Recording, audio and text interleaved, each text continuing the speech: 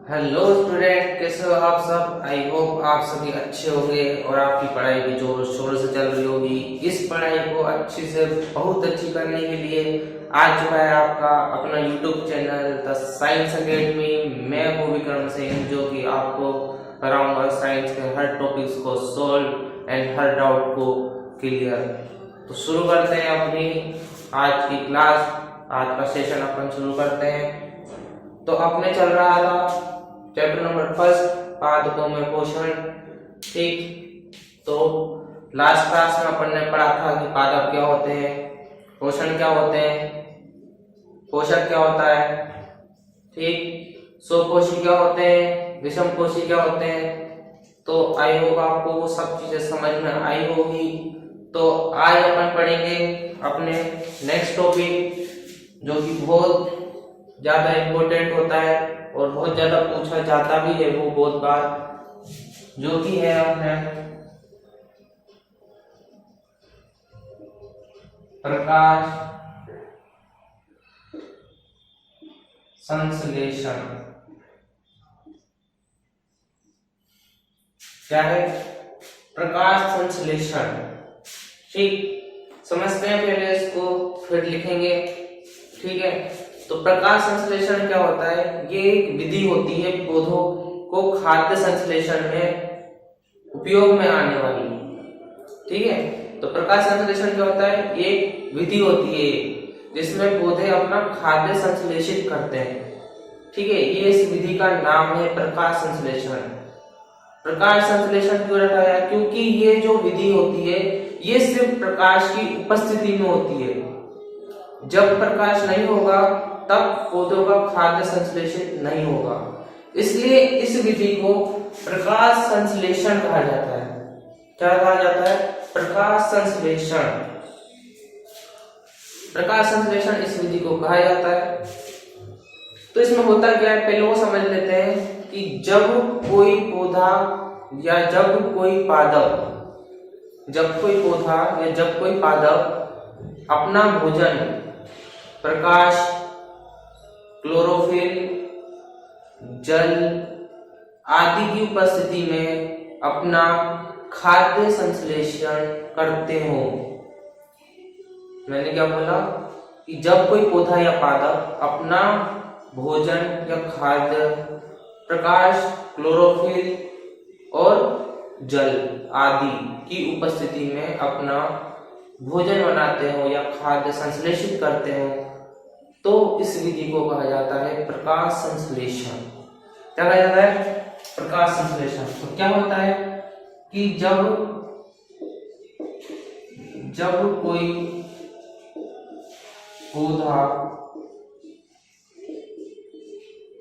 या पादप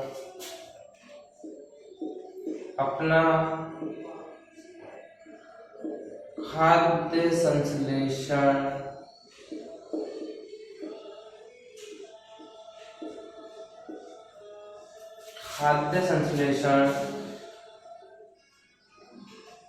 प्रकाश,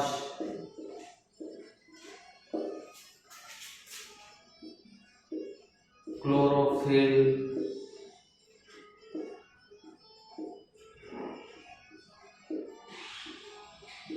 जल और खनिज लवण आदि की उपस्थिति में करता हो, आदि की उपस्थिति में करता हो। क्या है कि जब कोई पौधा या पादप अपना खाद्य संश्लेषण प्रकाश, क्लोरोफिल, जल, खनिज लवण आदि की उपस्थिति में करता हो, तो इस विधि को कहा जाता है प्रकाश संश्लेषण। ठीक है, खाद्य संश्लेषण का मतलब क्या होता है, अपने भोजन का निर्माण करना। ठीक है, संश्लेषण का मतलब होता है निर्माण करना। ठीक, और खाद्य का मतलब होता है भोजन। तो अपने भोजन का निर्माण करना इस विधि को कहा जाता है प्रकाश संश्लेषण।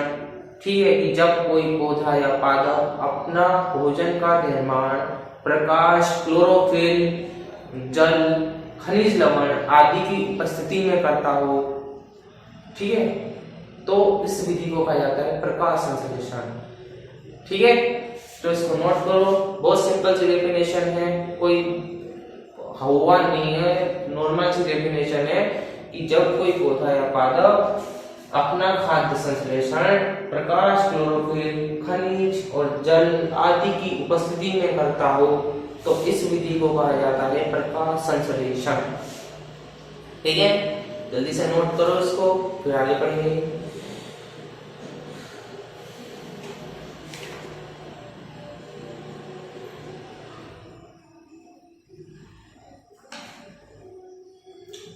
इसमें एक चीज और नोट कर लेना, सॉरी, इसमें एक चीज और नोट करना, प्रकाश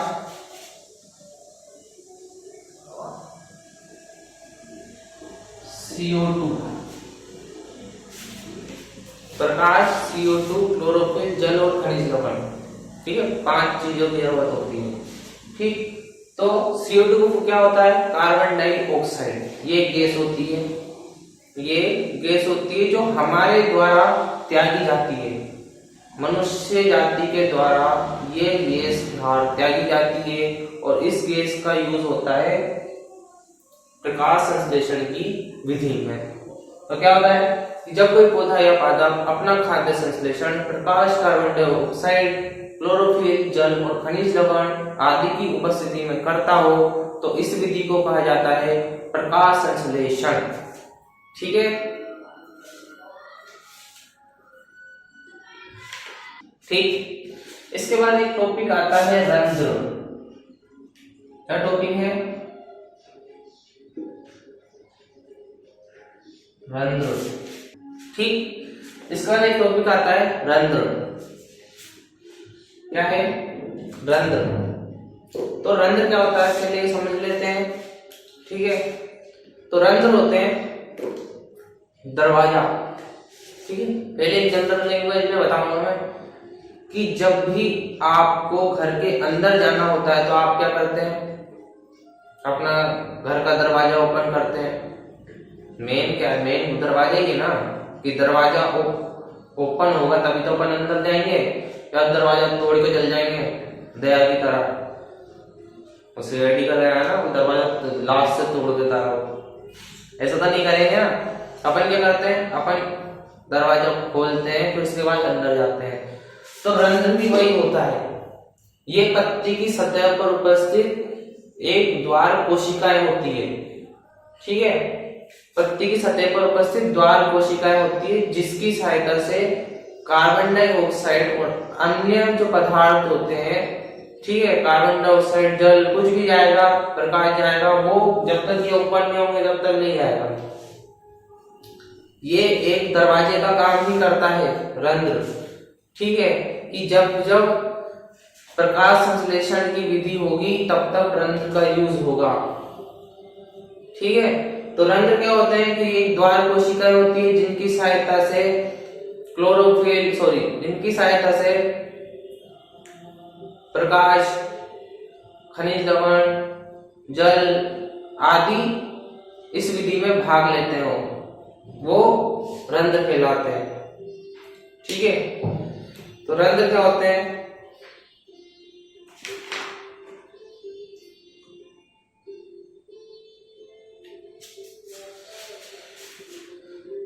कि पत्ती की सतह पर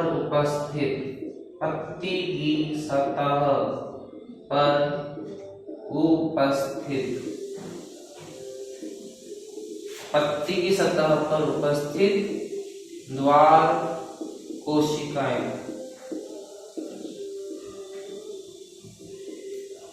जिसकी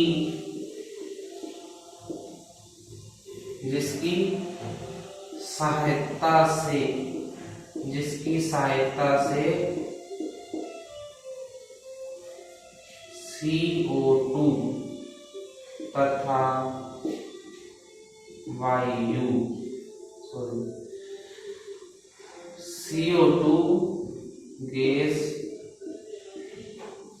प्रवेश करती है।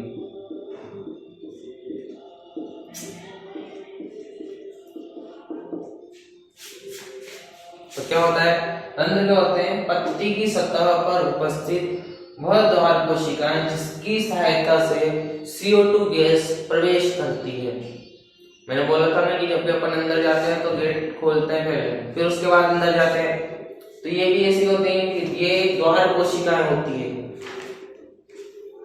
जो इम्पोर्टेंट कुछ लगे उसको अंडरलाइन कर लिया करो, ताकि आपके माइंड में वो चीज सेट रहे कि हाँ कुछ नहीं तो कुछ तो याद है इस चीज के बारे में। ठीक है, तो पत्ती की सतह पर उपस्थित वह द्वार कोशिकाएं जिसकी सहायता से CO2 गैस प्रवेश करती है वह कहलाता है रंध्र। क्या कहलाता है, रंध्र। ठीक है, तो क्या करा अपन ने, प्रकाश संश्लेषण और अभी रंध्र। ठीक है, तो प्रकाश संश्लेषण क्या होता है कि जब कोई पौधा या पादप ठीक अपना खाद्य संश्लेषण प्रकाश, कार्बन डाइऑक्साइड, जल, क्लोरोफिल और खनिज लवण आदि की उपस्थिति में करता हो तो यह विधि प्रकाश संश्लेषण कहलाती है। ठीक, फिर उसके बाद मैंने बताया रंध्र क्या होते हैं। तो ये पत्ती की सतह पर उपस्थित एक द्वार कोशिकाएं होती है जिसकी सहायता से कार्बन डाइऑक्साइड अंदर विधि में प्रवेश करती है। ठीक है, अब जैसे मैं आपको नॉर्मल एग्जांपल दूं कि अपन को कोई काम करना है। ठीक है, अगर अपन को कोई काम करना है, अगर आपको बोला जाए कि आपको सब्जी बनानी है आलू टमाटर की, आपको आलू टमाटर की सब्जी बनानी है, तो आप क्या क्या करोगे, आपको क्या क्या चीज की जरूरत होगी। ठीक है, तो सबसे पहले आपको क्या क्या चीज की जरूरत होगी, आपको एक क्या कहते हैं वो भगोना या कढ़ाई ले लो, कढ़ाई, ठीक, आलू, ठीक, टमाटर, ठीक, मसाले, ठीक, और तेल। ठीक है, एक दो चार पांच चीजें तो मैंने ये बता दी। तो इसके बाद आपको गैस की भी जरूरत होगी, तभी गैस जलाओगे तभी तो सब्जी बनेगी ना, तो आपको गैस की सहायता भी चाहिए होगी। ठीक है, तो ये जरूरी सामग्री है कुछ जानने की, इसके बिना काम ही नहीं हो सकता। ठीक है, अगर आपको आलू टमाटर की सब्जी बनाने के लिए कहा जाए तो आपको कढ़ाई की जरूरत पड़ेगी। बिना कढ़ाई के हाथ तो सेकोगे, कढ़ाई की जरूरत तो पड़ेगी आपको। ठीक है, फिर उसके बाद आलू, आलू तो एक मेन सब्जेक्ट हो गया ना, आलू और टमाटर ये तो आपको कहा गया है, तो आलू और टमाटर तो एक मेन सब्जेक्ट हो गए। ठीक है, इसके बिना तो काम होने से रहा। ठीक, दूल्हे की शादी में अगर दूल्हा ही नहीं आया तो क्या काम, किस बात की शादी। ठीक है, तो वो क्या है, वो एक सब्जेक्ट हो गया ना, मेन सब्जेक्ट। ठीक, तो उसके बाद मसाले। ठीक है, बिना मसाले का स्वाद कैसा आएगा, बिना मसाले का सब्जी कैसी। ठीक है, तो उसके बाद तेल, तो उसके बाद तेल, मसाले किसमें छुकेंगे, तेल में छुकेंगे। तो उसके बाद गैस, बिना गैस का तो कुछ काम होने से ही रहा। ठीक है, बिना गैस के क्या करोगे, सूरज की उपस्थिति में बनाओगे, आज बनाओगे जो अगले साल बनेगी। तो ये 5-6 चीजें तो बहुत ज्यादा जरूरी है। ऐसे ही प्रकाश संश्लेषण में ये जो 1 2 3 4 5 ये 5 चीजें तो बहुत ज्यादा जरूरी है कि इसके बिना तो काम होने से रहा। सबसे पहले प्रकाश, सबसे पहला प्रकाश, दूसरे नंबर पे कार्बन डाइऑक्साइड, तीसरे नंबर पे क्लोरोफिल, चौथे नंबर पे जल और पांचवें नंबर पे खनिज लवण। ये सब सेम इसकी तरह काम करते हैं आपस में, तब जाके उनका भोजन रेडी होता है। ठीक है, सुबह भोजन बनाते हैं, शाम को सो जाते हैं। ठीक, तो ये होता है प्रकाश संश्लेषण, और ये है रंध्र कि ये द्वार कोशिकाएं होती है, इसकी सहायता से कार्बन डाइऑक्साइड अंदर प्रवेश करती है विधि में भाग लेने के लिए। ठीक है, तो ये चीज नोट करो जल्दी से, फटाफट गैस के छोट ले लो। प्रकाश संश्लेषण और रंध्र अपना कंप्लीट होता है। देन अब उसके बाद आते हैं अपन अपने नेक्स्ट टॉपिक पे, जो कि है परपोषी। क्या है? परपोषी। ये अपना नेक्स्ट टॉपिक है अभी का, परपोषी। ठीक है, परपोषी क्या होते हैं समझ लेते हैं कि परपोषी क्या होते हैं कि जिस पर ये आरोहित होते हैं ये उसी का भक्षण करते हैं। कि जिस पर ये आरोपित होते हैं उसी से अपना भोजन प्राप्त करते हैं। ठीक है, अगर कोई एक रोटी खा रहा है तो आधी रोटी ले लेगा। ठीक, ये होते हैं परपोषी कि जिस पर ये आरोहित होते हैं उसी से अपना पोषण प्राप्त करते हैं। इस जीवों को, ऐसे पादपों को परपोषी कहा जाता है। ठीक है, तो लिखते हैं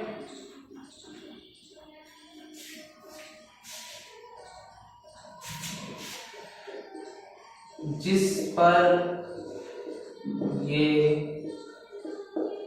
आरोहित होते हैं, जिस पर ये आरोहित होते हैं उसी से अपना पोषण प्राप्त करते हैं। क्या? कि जिस पर ये आरोहित होते हैं उसी से अपना पोषण प्राप्त करते हैं। कि जिस प्रकार कोई भी बच्चा 18 साल तक अपने मदर एंड फादर पर डिपेंड रहता है, उन्हीं से अपना पोषण प्राप्त करता है, उन्हीं से अपना खर्चा चलाता है। ठीक है, उसी प्रकार ये क्या करते हैं कि जिस पर ये आरोहित होते हैं उसी से अपना पोषण प्राप्त करते हैं। ऐसे पादपों को कहा जाता है परपोषी। क्या कहा जाता है? परपोषी। ठीक, अगला आता है अपना परजीवी।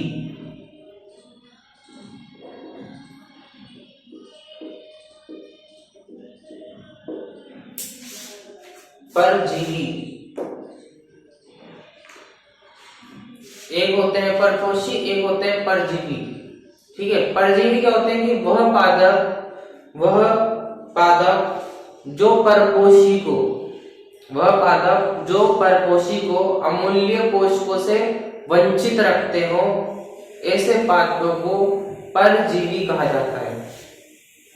ठीक है, अगर सपोज करो कि कोई मेरे साथ है, ठीक है, कोई मेरे साथ है या कोई मेरे यहाँ नौकरी कर रहा है। ठीक है, तो क्या है कि मेरा क्या फर्ज है कि मैं उसको अच्छे से रखूं या मुझे अच्छी सैलरी दूं। ठीक है, ताकि उसका खर्चा चल सके। ठीक, तो क्या होता है कि परजीवी के अंदर क्या होता है कि जो उसको सामने वाले को नीड है, अपन उसकी नीड पूरी नहीं कर रहे। ठीक है, अगर उसको सैलरी चाहिए, अपन उसको टाइम पे सैलरी नहीं दे रहे। ठीक है, अगर कुछ खाने को चाहिए तो अपन उसको खाने को नहीं दे रहे, अपन उसको भगा रहे हैं यहाँ से। ऐसे क्या कहलाते हैं? परजीवी। ऐसे ही अगर ये जो परपोषी है, परपोषियों पर अपन ने लिखा कि जिस पर ये आरोहित होते हैं उसी से अपना पोषण प्राप्त करते हैं। ठीक है, कि जिस पर ये आरोहित होते हैं उसी से अपना पोषण प्राप्त करते हैं। तो परजीवी क्या होते हैं कि वह पादप जो परपोषी को अमूल्य पोषकों से वंचित रखते हो। ठीक है, यानी कहने का मतलब क्या है कि वह पादप जो परपोषी को अमूल्य पोषकों